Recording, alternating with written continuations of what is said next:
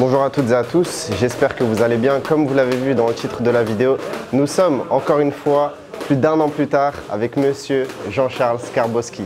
Salut Cap. Ça va, Cap? Merci beaucoup de ton intérêt. C'est toujours avec un grand plaisir que je te reçois. Merci à toi Jean-Charles, en tout cas pour nous accueillir encore une fois. Nous sommes au Skarbowski Gym. Est-ce que tu pourrais rappeler l'adresse, Jean-Charles? Ouais, alors là on est dans le Skarbowski Gym du 20e, 30 rue du Borrego, métro Télégraphe.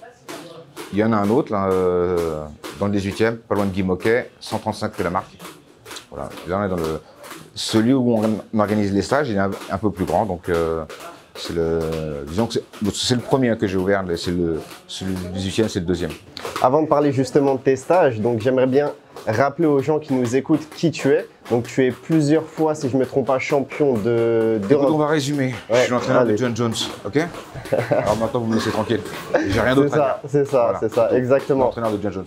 Exactement. Justement, tu n'as pas encore accordé d'interview alors que tu es de retour justement de ton stage que tu as pu faire avec John Jones. Oui, c'est la première fois. Avant de parler de tout ça, j'aimerais rappeler ce qui s'est passé il y a quelques jours dans ta salle ici au Skarbowski Gym. Donc tu as accueilli Senchai. Est-ce que tu pourrais dire qui est Senchai pour ceux qui ne le connaissent pas? Alors Senchai est considéré, et puis a tout à fait raison, comme le meilleur boxeur thaï de l'histoire du Muay Thai. Alors c'est même un peu hallucinant parce qu'il était champion du Muay Thai à 8 ans et aujourd'hui il a 43 ans, il est encore champion et encore presque invaincu. Donc même niveau humain, niveau sportif, jamais personne dans aucune discipline n'était champion pendant 35 ans d'affilée. C'est énorme. Ça n'existe pas, quoi. Et lui, c'est le cas. Et c'est notre maître à tous. Hein. Tous les enseignants du monde aujourd'hui en Muay Thai doivent s'inspirent de Senchai et enseignent les techniques de Senchai. C'est ce que je fais moi-même. Le gros pourcentage de techniques que je montre, c'est de l'observation de Senchai. Lui qui gagne tout le temps, il a le secret. Donc, faut qu'on prenne l'exemple sur lui. Est-ce que tu pourrais expliquer ce qui s'est passé concrètement? Comment s'est passé le stage avec Senchai? Combien de personnes il y avait à peu près? Moi, quand j'organise des stages, c'est toujours déjà c'est gratuit pour les élèves. Donc, je prends pas d'inscription, quoi. C'est premier arrivé, premier servi, quoi. Et je savais que ça allait être le bordel. J'avais prévenu et effectivement, ça a été le bordel. Il y avait 30 personnes qui sont arrivées juste avec 10 minutes d'avance, un quart d'heure d'avance, qui sont restées dehors sous la pluie, qui ne voulaient même pas rentrer, et qui sont restées pendant plus d'une heure à regarder sous la pluie. Bon, après, on les a fait rentrer au bout d'un moment parce que... par pitié, quoi. Par pitié. On était serrés, quoi. On était comme dans un bus, quoi. Voilà. Parce qu'en fait, on les a fait rentrer à la fin parce qu'il y avait un petit peu moins de monde, donc, mais les gens ne pouvaient même plus rentrer, on pouvait même plus mettre un pied dans la salle, quoi. Mais je crois que c'était le jour le plus pluvieux depuis plus de 100 ans ici à Paris. Ouais. Une journée où il a plu du matin au soir, non-stop. Enfin, ça fait super longtemps que j'ai pas vu ça, quoi. C'est fou. Est-ce que tu as pu justement parler... L'année dernière, j'ai jamais eu autant de pluie dans Paris que l'année dernière. L'année dernière? Ouais, l'année qui est passée, enfin l'année qui est passée. Mais ce jour-là où il y a eu le stage, je crois que c'était le jour le plus pluvieux depuis plus de 100 ans à Paris. Donc, alors c'est bizarre que tu me parles de ça parce que mon ami Frédéric Rousseau aurait dit, tu connais Frédéric Rousseau du Gong? Forcément. Il aurait dit qu'il y a un contrôle du climat. Ah oui. Par les élites qui nous a service. Ouais. Parce que Fred est un peu... bon, on va pas sortir ce mot parce qu'il aime pas le sortir, mais dites dans les commentaires si vous connaissez ce mot qui décrirait monsieur Frédéric Rousseau. Donc, non, on va pas sortir le mot, Jean-Charles, parce que Fred n'aime pas le mot. Ça commence par un C. Tu vois où je veux en venir, forcément. Bref, comment est-ce que Senchai a trouvé la France? Comment est-ce qu'il a trouvé les gens? Est-ce que tu as pu échanger avec lui après le stage? Moi, Senchai, je l'ai invité à Paris déjà 3-4 fois. Pour boxer au Best of Siam, pour faire des stages déjà, je crois qu'il avait déjà fait dans ma salle. Et puis surtout, c'est un ami de longue date que je connais depuis que je me suis installé en Thaïlande à 25 ans. Donc ça fait presque 25 ans que je le connais, quoi. Et on s'entraînait même ensemble parce qu'il était du Jockey Gym. Il était même voisin de palier. On habitait tous les deux sur le même palier, quoi. Le Jockey Gym qui est aujourd'hui le Skarbowski Gym. Oui, mais ça reste le Skarbowski Gym, Jockey Gym. Enfin, j'ai juste collé mon nom, mais je n'ai pas changé de nom, quoi. Donc c'est ta salle que c'est moi qui sponsorise le truc, je me suis permis de racheter mon nom. Donc c'est la salle que tu possèdes, enfin entre guillemets, en Thaïlande, c'est ça? Ouais, maintenant c'est moi qui sponsorise le camp, quoi. Après, je le gère pas parce que je suis pas sur place. Mais en tout cas, voilà, c'est vraiment un honneur de pouvoir garder ce camp vivant et voilà, parce que c'est un camp mythique, un camp. Il y a eu plus de 70 champions qui sont sortis de ce camp, dont Senchai. Voilà. Bah, si à l'occasion on a la chance d'aller en Thaïlande, ce serait un plaisir en tout cas de visiter. Vous serez les bienvenus. Merci beaucoup Jean-Charles. On s'excuse d'avance hein, pour le son parce qu'il y a un entraînement et du coup vu qu'on n'a pas de retour son, je ne sais pas du tout comment ça rend en vidéo.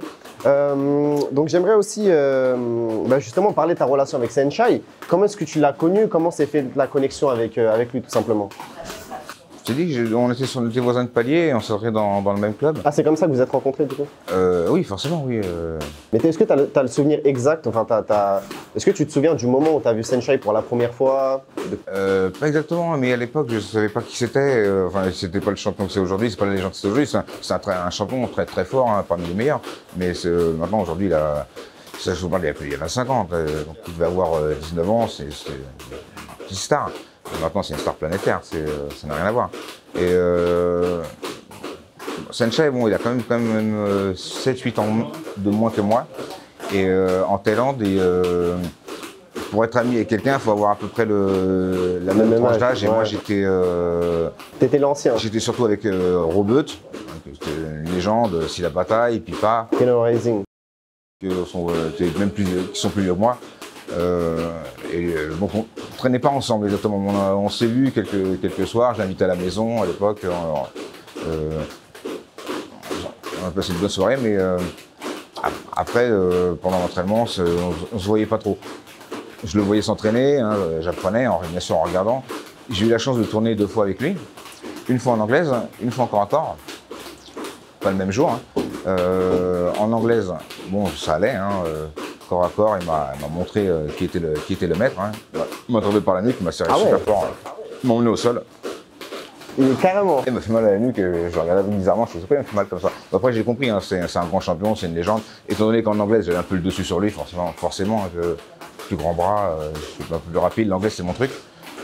Là, il voulait montrer qu'en corps à corps, voilà, il voulait reprendre le dessus psychologique parce que c'est un champion, c'est une star.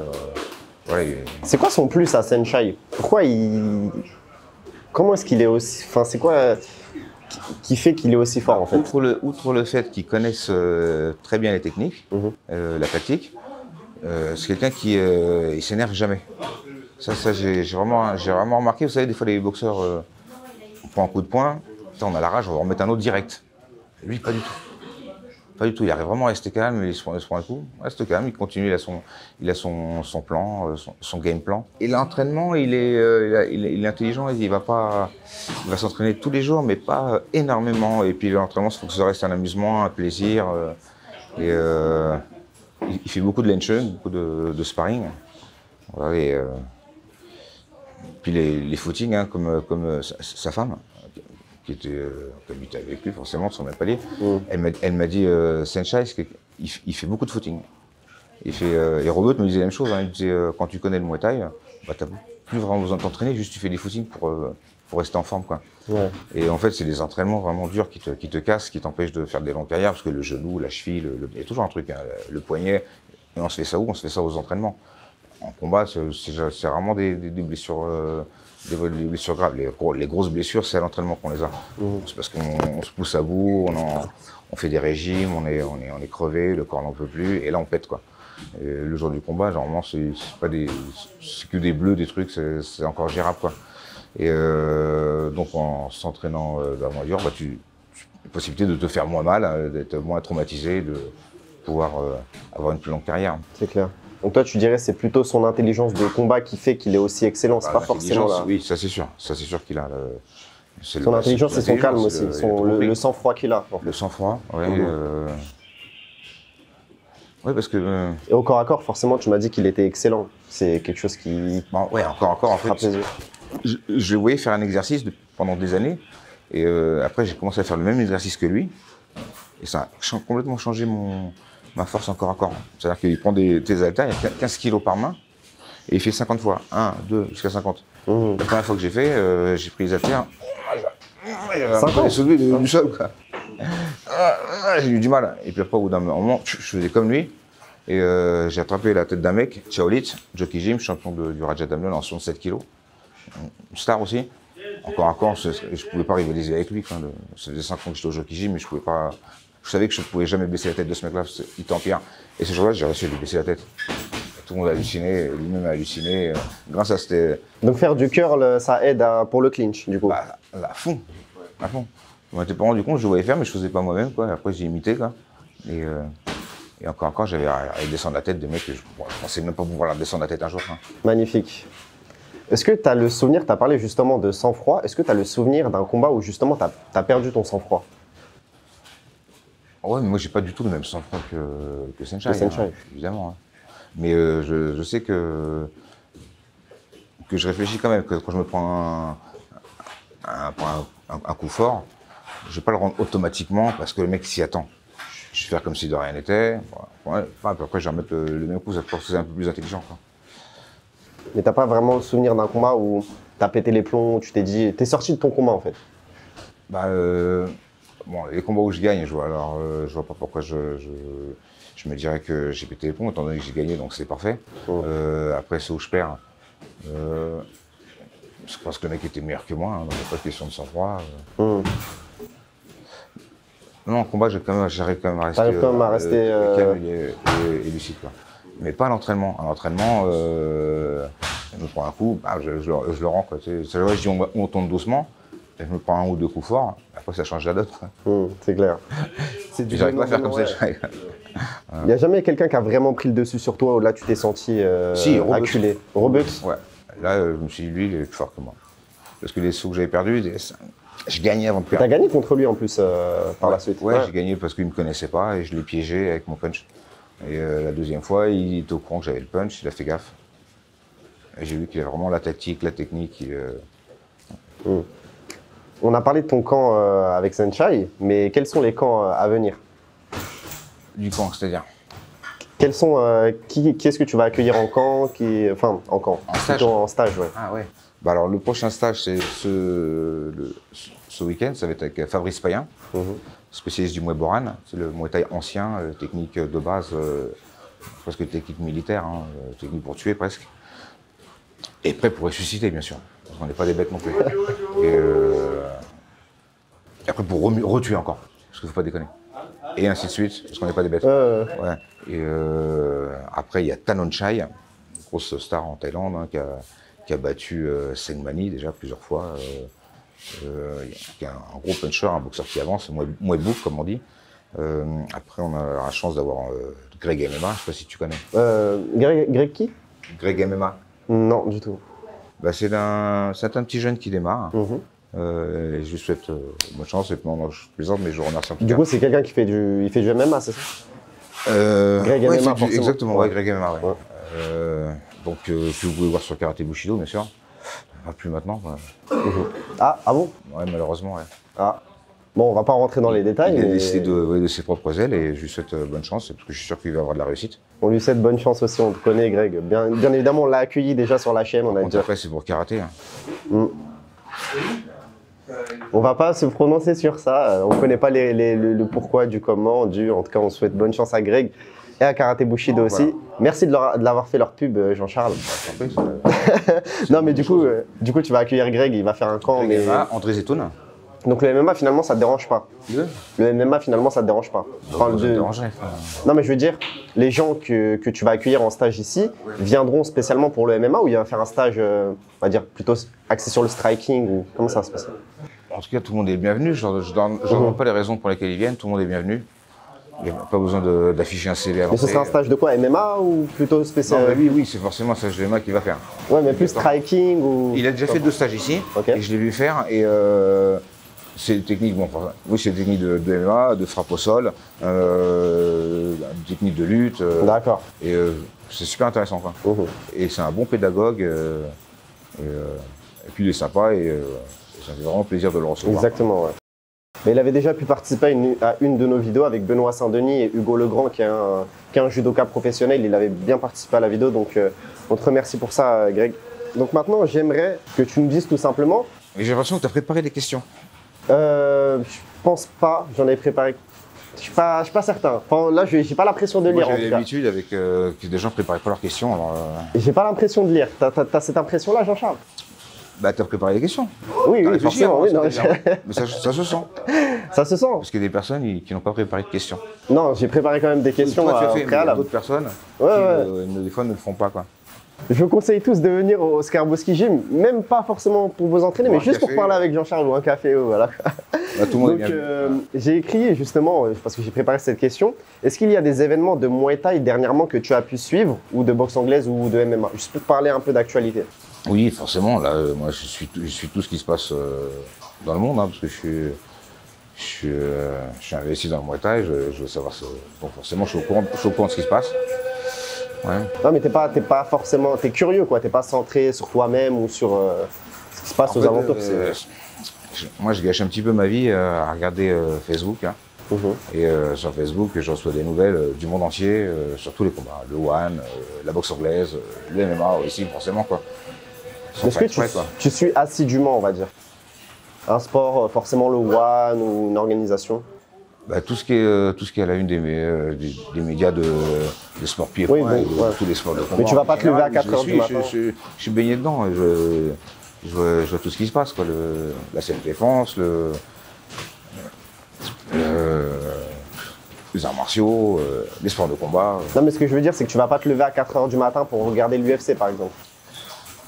Non, je regarde pas à la télé et je regarde sur Facebook. D'accord. Donc il n'y a pas besoin de se lever à 4 heures du matin parce que sur Facebook, le lendemain, t'as les news, mais même pas, je ne demande pas les news, ils me les donnent automatiquement, quoi. J'entends parler de tous les gens du MMA parce que ils font de l'actualité, ils font les gros titres. Je tape pas leur nom sur internet, quoi, dans la barre de recherche, quoi. Est-ce qu'il y a des combattants qui t'ont tapé dans l'œil? Bah, moi, je vous ai dit que j'ai invité Baki un jour faire un stage. Baki? Ouais, mais c'est un personnage que j'ai beaucoup apprécié. Voilà, et sinon, en MMA, En MMA, ouais, de rester fixé sur le Muay Thai quand même. Mhm. Après, Kickboxing, Muay Thai, peut-être un peu. il y a beaucoup le One en ce moment-là. Le One avec. Aussi le RWS au Raja Damnon, qui fait bien parler de lui là. Là, ils vont faire une compétition, ils vont mettre 15 millions de bahts en jeu là. Enfin, on est 3 millions de bahts. Ah oui. Ouais. Ça fait C'est combien l'équivalent en euros? 15 millions de bahts, ça fait peut-être 300 000 euros. Ah oui, quand même. Mhm. C'est énorme, surtout en Thaïlande, quoi. Ouais, c'est total. Mhm. Et c'est quoi le nom de l'organisation? Comme ça, on mettra. RWS. Ah, ok, ça marche. Est-ce que tu suis un peu le One justement avec Takeru, qui va peut-être affronter Ouais, Rod bien sûr, Dang? bah, je suis, oui. Forcément, ouais. Ça marche. Takeru, le japonais, après je le connaissais pas très bien, il a perdu contre Super Lake. Ouais, c'est ça, exactement. Ouais. Et, C'est un gros combat. Il avait l'air bon, hein. Il avait fait le combat du siècle face à. Comment il s'appelle déjà? Ah, j'ai oublié le. Ah, donc c'est pas le combat du siècle.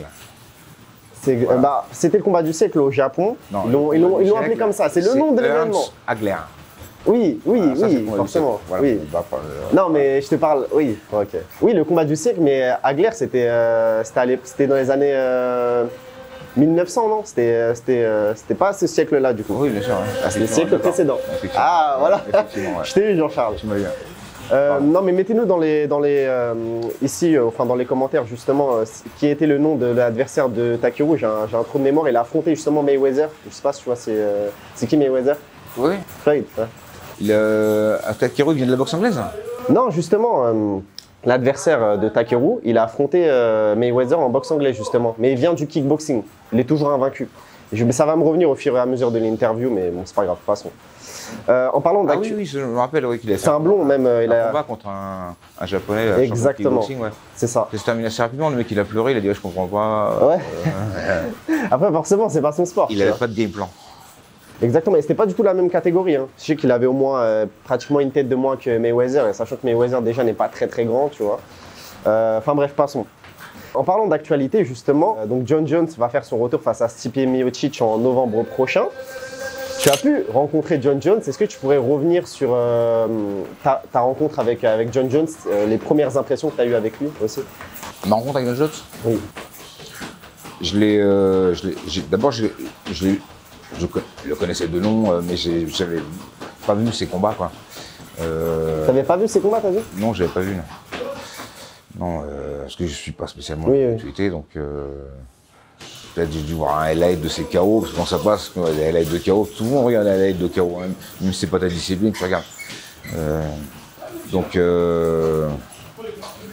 je le vois sur Facebook avec un ami à moi, un entraîneur en Amérique. Si je pourrais rappeler son nom ou... Ouais, bien sûr, Alex Xavier. Voilà, qui est un ami de longue date, qui est un Américain qui s'entraîne au Jockey Gym quand j'y étais moi-même, qui est beaucoup plus jeune que moi. Bon, ça me fait plaisir parce qu'il a vu le reste, il me respectait. Donc quand je l'ai appelé, je lui ai dit oui, tiens, j'ai vu que tu es avec Genzo, tu le connais? Il me dit oui, c'est moi qui l'entraîne. Je lui ai dit bah, écoute, j'aimerais bien venir pour lui montrer quelques techniques si ça l'intéresse. Hein. Moi, ce sera avec grand plaisir et je le fais à mes frais, je ne demande rien pour le plaisir. Évidemment, ça me fait une grosse pub. Donc, il m'a dit je vais lui en parler et je te dis. Alors, il me rappelle et il me dit ah oui, il serait ravi de te rencontrer. Figure-toi qu'il a déjà entendu parler de toi parce que c'est un fan de Georges Saint-Pierre, donc il avait dû me voir dans The Ultimate Fighter. Et je fais bah super. Et le lendemain où je devais partir, je vois sur internet, sur Facebook, il s'est luxé l'épaule. C'était l'année dernière, parce que j'ai déjà contacté l'année dernière. Et je fais bon bah je renvoie un message, je fais bon c'est la peine que je vienne là si c'est luxé l'épaule. Il fait oui bon bah tu reviendras quand il prépare un autre combat quoi. Et donc là j'ai vu qu'il se sentait mieux, j'ai rappelé et j'y suis allé quoi. Donc quand je suis rentré dans la salle, John Jones était assis, il me voit rentrer, c'est la première fois qu'on se voyait. Et il se lève, vient vers moi, grand sourire, prend dans les bras presque. Et je lui dis, il est encore en train de se changer. Et je lui dis, viens, on va faire que les jambes, sans échauffement quoi. Et il se lève direct là et on commence à faire un petit Lenchung, ça le bruit. On commence à faire un petit Lenchung. Comment ça va? Lenchung c'est sparring en anglais, Lenchung en thaï. Mais je dis on va faire que les jambes. Je sais que si on fait que les jambes, normalement je dois avoir le dessus parce que c'est ton domaine. Il fait quand même 1m93 et 110 kg. S'il rentre en anglaise, effectivement, ça va être problématique pour moi. Mais si on fait que technique que les jambes, il y a vraiment de quoi m'en sortir quoi. Vous savez, je ne connaissais pas son niveau quoi. Donc j'ai fait le petit Lenchung avec lui. Au bout d'un quart d'heure, 20 minutes, parce qu'on ne s'arrête pas quoi. Et on se dit ça pour l'anecdote, il était en sueur, essoufflé quoi. Et je lui dis hyper calmement, parce que je n'ai pas transpiré une goutte, je suis un peu essoufflé. Je lui dis est-ce que tu veux qu'on rajoute des coups de poing? Il me regarde, il me fait non. Et j'ai vu qu'il avait peur, ça m'a fait marrer. Ah ouais, Ah, j'ai dit si je lui demande aussi calmement s'il veut qu'on rajoute les points, alors que lui il est essoufflé, il est en sueur, hein. Il doit flipper. Bon. Et après le soir, avant qu'on se quitte, bon déjà ce premier jour là, voilà, il m'a demandé, mais parce que c'est toi, il m'a dit je veux que tu restes avec moi 3 mois et demi, non-stop. Je dis bah c'est gentil, merci beaucoup. Hein. Il demande une deuxième fois, une troisième fois, et à chaque fois je dis merci beaucoup, c'est un honneur. Et la quatrième fois, il me fait écoute, je t'ai demandé 3 fois, tu me dis merci, mais ça veut dire oui ou ça veut dire non? Il me dit ça devant tout le monde, hein. Devant tous les... Ouais, il dit ça devant tout le monde, il me dit et je dis bah en fait je t'explique, moi je peux pas rester 3 mois et demi, j'ai de ça, j'ai mon fils à Paris, j'ai des enfants, je peux pas rester aussi longtemps. Par contre je peux venir des tranches de 2 semaines si tu veux quoi, tu vois. Donc pour le premier coup je suis resté 2 semaines. C'était à Albuquerque, c'est ça? Albuquerque, ouais. Et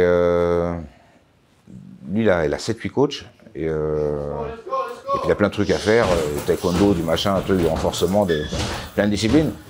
Et avec des horaires bien précises dans la semaine. Et quand il m'a rencontré, il a annulé tous ses cours de la semaine pour faire que avec moi.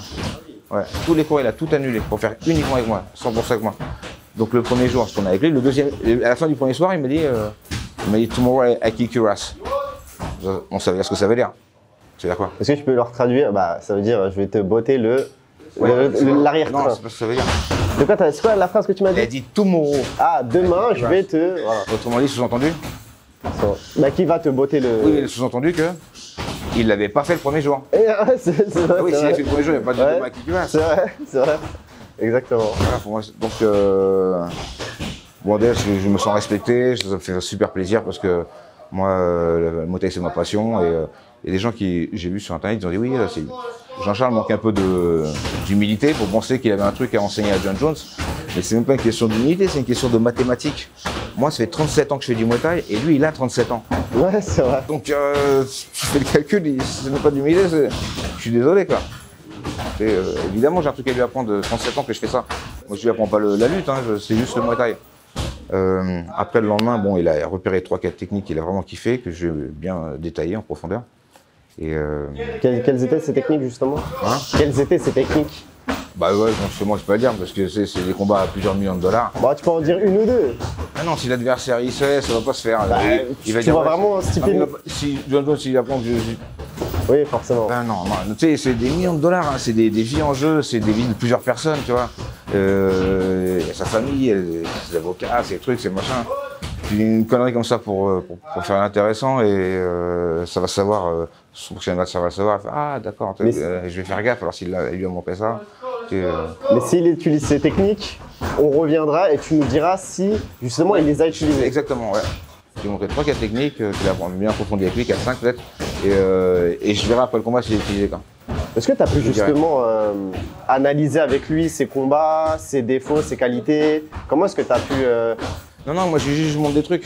Ok. Je suis pas là pour analyser quoi que ce soit, je montre des trucs et il les fait quoi. Et qu'est-ce que tu as pu faire pendant ces 2 semaines avec lui? Mis à part l'entraîner forcément. Lui-même m'a dit qu'il avait reçu pas mal d'appels de gens. Non, en fait, je suis parti voir 2 semaines et après, je suis retourné une semaine après, je suis resté 3 semaines. Donc en fait, je suis resté un mois, un peu plus d'un mois quoi. Ouais, donc pour terminer avec les notes, donc le premier jour, il me demande de rester avec lui 3 mois et demi. Il me le demande 3 fois. La 4e fois, je lui dis que je peux pas, mais que je vais revenir par tranche de 2 semaines. Et le deuxième jour, il a fait 2 réflexions. Bon, moi, ça me fait super plaisir. Hein. Il dit, parce qu'après l'entraînement, 2-3 fois, on est parti faire un tour dans sa bagnole. Un petit tour de demi-heure, histoire de discuter, quoi. Il a il a un gros Tesla, 4x4 lui. Cybertruck. Ah, une Tesla ouais. Il m'a fait faire une accélération. Et j'ai crié, quoi. J'imagine la scène. En pleine ville, en plus. Bah, c'est plus d'accélération qu'une Lamborghini. Ah ouais? Plus d'accélération que les Bugatti. Plus que les Bugatti, les accélérations de malade mental, quoi. T'es déjà monté dans une Bugatti ou une Ferrari? Non, jamais. Mais tu le sais, ouais. Ça va plus vite. C'est de 0 à 100 en 1 seconde 8. Oui, c'est électrique, ouais. En 1 seconde 9, tu vois, les Bugatti, ils mettent 2 secondes 1 ou 2 secondes 2, tu vois. Ah, c'est vrai, ça c'est faux. Ça n'a rien à voir, c'est un monstre. Donc alors, on faisait des petits tours dans sa voiture. En tout cas, moi je sais que donc déjà dès le 2e jour, je lui ai rien demandé, il met ma photo sur Instagram, sur son Instagram, qui est vu par des millions de personnes. Et j'ai halluciné, j'ai dit merci beaucoup, c'est un honneur. Enfin, ça n'a pas de prix un cadeau comme ça, parce que moi je suis dans le monde des sports de combat et il met ma pub sur son Instagram qui est vu dans le monde entier, par tout le monde. Bon bref, c'est un énorme cadeau, quoi, ça m'a beaucoup apprécié. Et pour les petites anecdotes, on était dans sa bagnole, à un moment il s'arrête, il y avait un mec qui faisait la sécurité d'une station-service avec...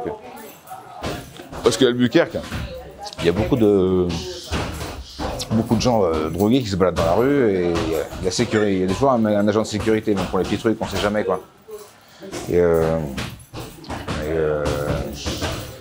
Et là, il s'arrête, il sympathise avec le mec. En plus, il est super sympa parce que je l'ai souvent vu s'arrêter et dire aux gens, ouais tiens, demain, téléphone à cette adresse-là, tu auras du travail. Ah oui, du boulot, ouais. Magnifique. Des fois, il s'arrête, il fait la morale à des jeunes toxicomanes, comme ça, pendant 10 minutes, un quart d'heure, il leur parle gentiment. Il n'hésite pas à s'arrêter, à sortir sa voiture, prendre des photos avec tout le monde. C'est vraiment un mec en or, super marrant, quoi. Et donc, le mec de la sécurité de truc, là, il ouvre la fenêtre et il lui dit, regarde dans cette voiture. Dans la voiture, il y avait lui, son coach d'anglaise, son coach de jiu-jitsu et moi. Et il demande au mec, il dit, regarde dans cette voiture, d'après toi, c'est qui le plus fort? Le mec, il regarde. Et il montre du doigt, quoi. Ah ouais? Et tout le monde choqué, quoi. Ah, comment tu sais, Edo ça se voit, il a l'air tellement décontracté, il a l'air trop cool que... C'est lui, tu vois. Bon, il voulait peut-être pas lui faire plaisir, tu vois. Et après, il a dit à son pote du jiu-jitsu, Roberto, l'entraîneur de jiu-jitsu, il lui a dit, voilà, nous 4 dans la voiture. dans un combat sans règles, mais vraiment sans règles. Qui gagnerait? Il me regarde du coin de l'œil comme ça, quoi. Et je dis non, mais moi je fais pas de combat sans règles. Ça va me faire plaisir, ou en tout cas ça m'a fait super plaisir. C'est fou quand même. Moi je sais qu'à le 3e jour, il ne veut plus trop tourner avec moi parce que moi je sais où viser, je vise toujours au même endroit. Donc il peut se porter un jour ou deux, mais le 3e jour, enfin. Et c'est quoi cet endroit? Hein? L'endroit où tu vises? Peu importe l'endroit où je vis, je vais toujours viser au même endroit. Tu vas cibler, ouais. Tu fais ça un jour, 2 jours, le 3e jour, le mec il a mal. Alors que lui il vise un peu n'importe où, enfin il n'a pas la précision, la connaissance du corps humain que j'aime au bout de 37 ans de pratique du Muay Thai et avec mes études d'ostéopathie aussi, donc ça m'a pas mal aidé, quoi. Savoir où taper. Avant de rencontrer John Jones, est-ce que tu avais une appréhension? Parce qu'on sait qu'il y a beaucoup de faits divers. Oui, donc le 2e jour, on a tourné avec les gants, avec les poings. Voilà. Alors à un moment, il m'a mis une bonne droite, bam, une longue droite. Hein. Lui, il a 2,13 m d'allonge. Hein. 2,10 m, ouais. Bam, une bonne droite. Et après, il m'a pas retouché. Après, j'ai esquivé. Et après, il a commencé à taper fort au corps. Très fort, quoi. Bon, je résiste un peu, après je fais stop. On s'arrête. C'est toi qui a... Comme ça, il veut. Qui est-ce qui a dit stop? J'ai pas entendu parce qu'avec le bruit. Après, il a commencé à taper très fort au corps. Vraiment très fort. J'ai répondu un peu et après je fais stop. Ok, magnifique. Parce qu'il voulait prendre le dessus aussi, c'est normal, c'est le champion, c'est la salle. La veille, les gens ils l'avaient vu reculer, tout le monde était un peu choqué dans la salle, quoi.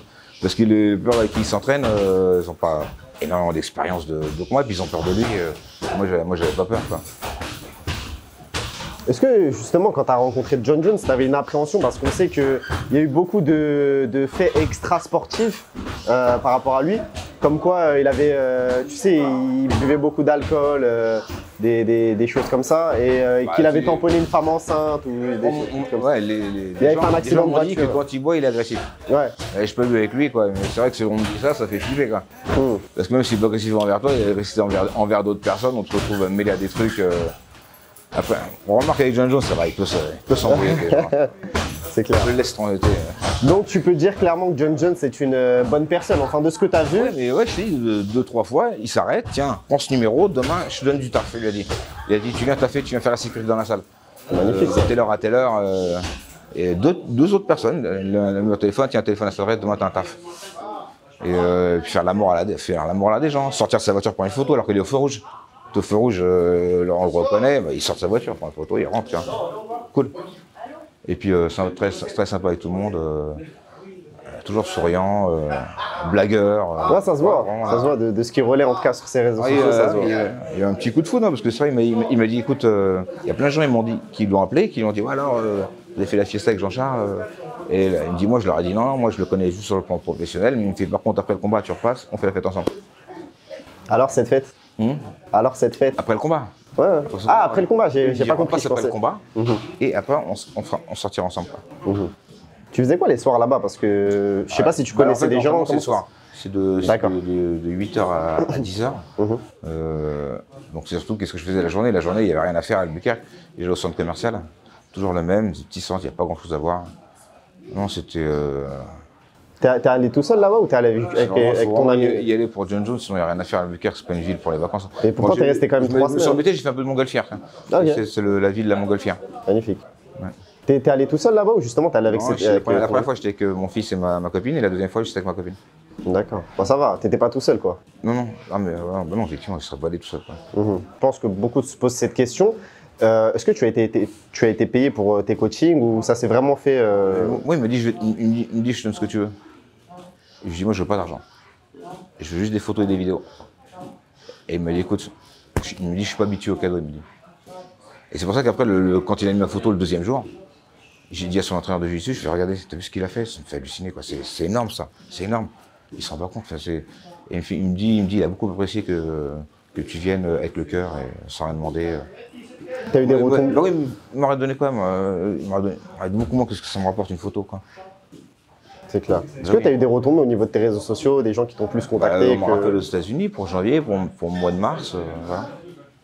Aux États-Unis, d'autres salles. D'accord, pas forcément cette salle, donc une autre. Oui, d'autres salles, ouais. D'autres salles t'ont appelé? Dans d'autres endroits, ouais. Et tu comptes y aller ou comment ça va se passer? Tu comptes y aller, donner des stages là-bas aux États-Unis ou... Bah oui, évidemment, c'est avec grand plaisir. Moi j'adore enseigner, j'adore les stages, j'adore voyager, j'adore rencontrer des nouvelles personnes. Donc alors, c'est tout bonus quoi. Comment tu le vois ce combat face à Miocic? Bon, ouais, moi je vois que John Jones, quand on regarde dans ses yeux, c'est un tigre. C'est un monstre quoi. Tu l'as ressenti, ça? Il est imbattable. Tu l'as ressenti Ah directement? oui, mais ça se voit quoi. Et comment tu décrirais Même sur les photos que je mets, il sourit, mais. Ouais. Après, il y a une photo où vous souriez pas trop. Il y a une photo où il est prêt à tuer quand même. Je sais pas si tu... Ouais, oui, il m'aime trop. L'amour tue, du coup. En tout cas, il était vraiment sympa quoi. Ouais. Comment C'est lui qui a voulu faire la petite vidéo de la fin, c'est lui qui m'a dit, on a fait une vidéo. Magnifique, ça. Hello, I want to thank the GOAT, John Jones, Yo, listen. to allow me to come in your team. I'm really proud and I had a great moment with you. I had a great time with you. Big thank you to all the French students at John Charles's original school for allowing him to be in America for so long. I appreciate you guys sharing John with us. We had a great time. Thank you so much, John. Great time. And you got a lot of fun in France and we are all with you for your next fight. Merci. Merci. Et bisous à tous.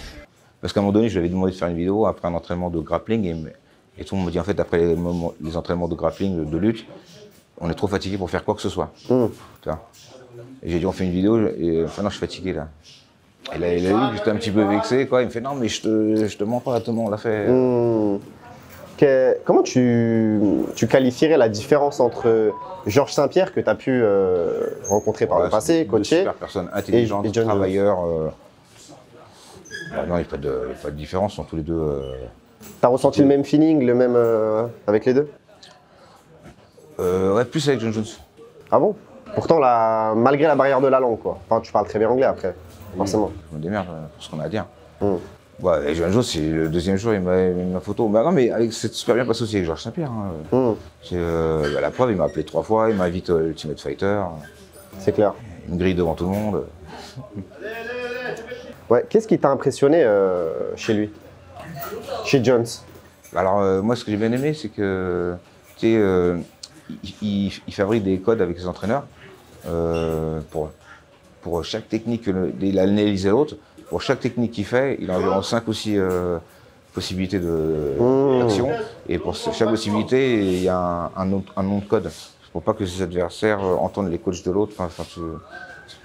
Comme un peu en football américain. Ouais. Peut-être, je sais pas, mais en tout cas, avec des noms de code. Ce qui fait que le mec dans son coin, il sort un nom de code, il sait ce qu'il doit faire, mais il n'y a que lui qui comprend, quoi. Et ça, il en a plein, il a une liste comme ça, et puis ils réfléchissent à ça, et puis ils font du brainstorming avec du papier et tout, et font non-stop, les techniques, des fois des techniques farfelues, des fois des techniques moins farfelues, quoi. Qu'est-ce que tu appelles des techniques farfelues? Bah moi, il essaie d'attraper un tekra, un low kick en plein vol. Je dis, un low kick en plein vol. Un low kick qui passe et il l'attrape en plein vol. Ah, ok. D'accord. Je fais ça, c'est pas possible, quoi. Et ouais, mais il aime bien. C'est Jones. Tu as dit que tu aimerais être dans son coin. Est-ce que tu aimerais être dans son coin à Jones? Est-ce que ça reste possible? Mais c'est pas prévu. C'est pas prévu? C'est pas prévu, non, mais il a déjà une équipe de 8-10 personnes. Moi, je suis venu en plus, apporter ce que j'avais apporté. De toute façon, quand il m'avait dit reste avec moi 3 mois et demi, je fais écoute, moi, en 2-3 jours, je te montre tout. Hein. 3 mois et demi, j'ai pas besoin de rester 3 mois et demi. Si je pourrais répéter la même chose, ça sert à rien, quoi. Est-ce que tu vas y aller quand même au combat ou pas? Alors, je crois que c'est le 16 novembre. Ouais. 16 novembre, ouais. Pourquoi pas, ouais. T'es déjà allé à un événement de MMA? Ah oui, je sais que t'es déjà allé au KSW, je crois. Est-ce que tu as pu aller à d'autres événements de MMA? J'étais à Doumbé Baki. Ah non, c'était Doumbé Baki, excuse-moi, ouais, je confonds. Ouais, j'étais invité par un ami qui est du milieu du reggae, quoi. Parce que les milieux du MMA m'ont pas appelé, quoi. T'es passionné de reggae, on le rappelle? Oui, complètement. T'en écoutes beaucoup? J'essaie de promouvoir quelques artistes reggae dans ma salle. Et des légendes, hein, comme Ike Mouse, Bigaranx, Daddy Mori, de Raga Sonic. Ramsès de Sai Sai. Après, il y a des petits jeunes comme Junior Roy qui s'entraînent aussi, donc un des meilleurs artistes. Voilà. Est-ce que tu as pu coacher d'autres combattants hormis Jones aux États-Unis? Oui, mais c'est Enfin, quand t'es à Albuquerque. Bah, moi, j'ai justement. fait des. Ah non, oui, bah, j'ai tourné avec quelques-uns de ses élèves, et puis l'après-midi, j'allais chez Jackson Wink. Jackson Wink, c'est le club d'où venaient John Jones et Holly Holm. Là-bas, j'ai pu rencontrer Holly Holm. Ah oui, t'as rencontré Holly Holm, Ouais, j'ai justement. rencontré Holly Holm, donc, J'ai vu que tu avais aussi rencontré, je crois avoir noté, je sais plus, tu avais oui, rencontré Joseph Parker. Joseph Parker, Joseph voilà, Parker, exactement. champion du monde de boxe anglaise, il a battu Zhang et Wilder cette année. Exactement, ouais, Et c'est ça. il va venir faire un stage ici, je suis en communication avec lui. En ce moment, il est en Irlande. Il va tout faire pour venir faire un petit stage ici. Ah, ce serait incroyable. C'est de malade. Parce que c'est oui, c'est la star du moment. Ouais, c'est le boxeur du moment. Bien sûr, parce qu'avant, il disait que Wilder, que Tyson Fury, il esquive Zhang. Il veut pas le boxer, quoi. Parce que Zhang, c'est le meilleur. Et lui, il a battu Zhang. Donc, il a battu Très sous-estimé, Joseph Parker, justement. T'as lu dans mes pensées, c'est lui et là, dont... il va reboxer encore, il va faire la revanche contre Zhang. Il m'a dit que ça ne m'arrange pas, mais bon, je suis battu une deuxième fois, on n'en parle plus. Bah, oui, effectivement, là. T'as omis de dire que tu as été à Las Vegas. Tu es retourné à Las Vegas, si je ne me trompe pas. Et ouais, je suis resté 2 jours. Tu as repu tourner la vidéo que tu avais tournée il y a plusieurs années de ça. Et sans l'avoir regardé, et après, je me rends compte, en fait, j'ai exactement la même chose, quoi. Bon, vous voyez, ici, on dirait Venise. Mais c'est Las Vegas, ici. Ici, tout est faux. C'est le strass, c'est les paillettes, Il n'y a rien de vrai ici. Il n'y a qu'une chose de vrai. C'est ce soir, c'est le combat que je ferai contre Robert. C'est ça le moment de vérité. Ouais, ici on croirait Venise. Non, on est à Las Vegas. Ici, il n'y a rien de vrai. C'est que du strass et des paillettes. La seule chose de vrai, c'est le combat que je vais faire contre Robert ce soir. Ce sera le moment de vérité. Juste de mémoire, j'ai fait de mémoire. Qu'est-ce que tu as fait à Las Vegas? Au début, j'avais demandé à ma commune de me filmer, mais ça n'allait pas 1 fois, 2 fois. Et après, je suis bon, moi, je le fais en selfie, quoi. Parce qu'on n'entend pas beaucoup, j'ai pas de micro, quoi. Qu'est-ce que tu as fait à Las Vegas? Mais je me rends compte que ma diction est un petit peu moins bonne. Mon articulation. D'accord. La manière d'articuler les mots. C'est dû à quoi, à ton avis? Ouais. C'est dû à quoi? Tu sais pas? Bah, je sais que ça m'a fait réfléchir et je me suis rendu. Et je sais qu'un jour, quelqu'un était venu pour me demander de faire une vidéo technique. Et j'étais un peu agacé.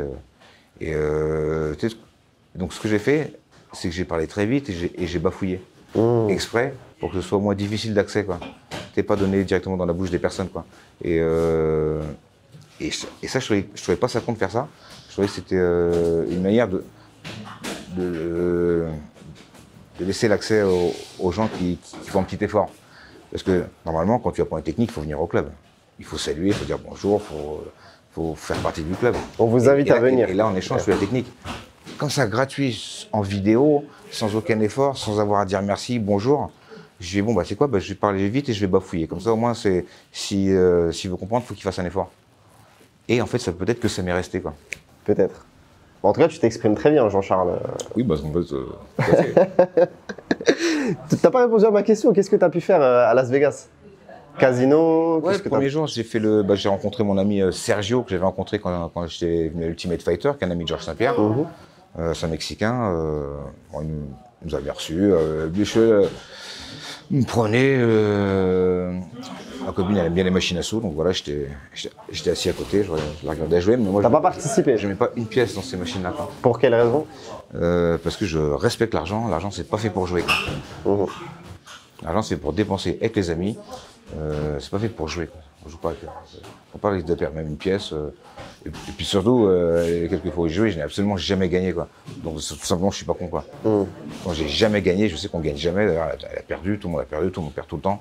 Et c'est évident. Je vois même pas comment les gens peuvent se laisser avoir par ce truc, quoi. Merci Jean-Charles de le rappeler. C'est pareil avec tout ce qui est les plateformes. N'oublie pas les sponsors Unibet, quand même, c'est un peu. Non, nous on n'est pas sponsorisé Unibet et pour ceux qui nous écoutent. Pas encore. J'espère qu'avec la réussite et le succès. Non, même, franchement, même s'ils me proposent, j'accepterai pas. Parce que justement. Vous vous rappelez cette phrase?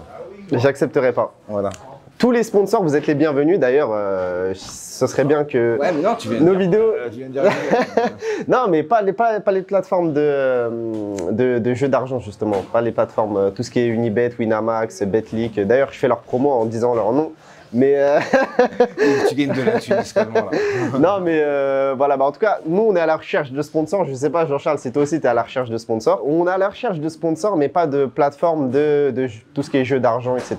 Comment ils appellent ça? Les applications de paris sportifs. Voilà, c'est ça. Donc, vous êtes les bienvenus sur d'autres chaînes, mais pas ici. Toi, je sais pas, Jean-Charles, si t'aimerais bien. Parce que, Je sais pas ce que la. en fait, le truc, c'est que tu promues les jeux d'argent en soi. Même si t'es bien payé, forcément, c'est pas une. Ah, je sais pas quoi C'est pas quelque chose que. Enfin bref, on va clore le. On force pas les gens à jouer. On force pas les gens à jouer, mais tu. Et sache que tu ne gagnes jamais, c'est juste ça. Enfin, tu ne gagnes rien, quoi. Juste, Tu peux gagner sur certaines choses, mais justement, quand tu gagnes, ça te pousse à non, rejouer jamais encore. tu gagnes. Hum. Tu connais une personne qui a gagné? Combien elle a perdu avant de gagner? Ouais, exactement, ouais, voilà, c'est ça, c'est totalement ça. Je connais des amis à Puis moi. le temps perdu, une journée de travail, c'est pas n'importe quoi. Bah, surtout que j'ai connu des gens qui étaient accros à ça et qui mettaient pratiquement la moitié de leur paye dans ça et qui après perdaient. Tu vois. Après, ils se retrouvent endettés, etc. Donc, voilà.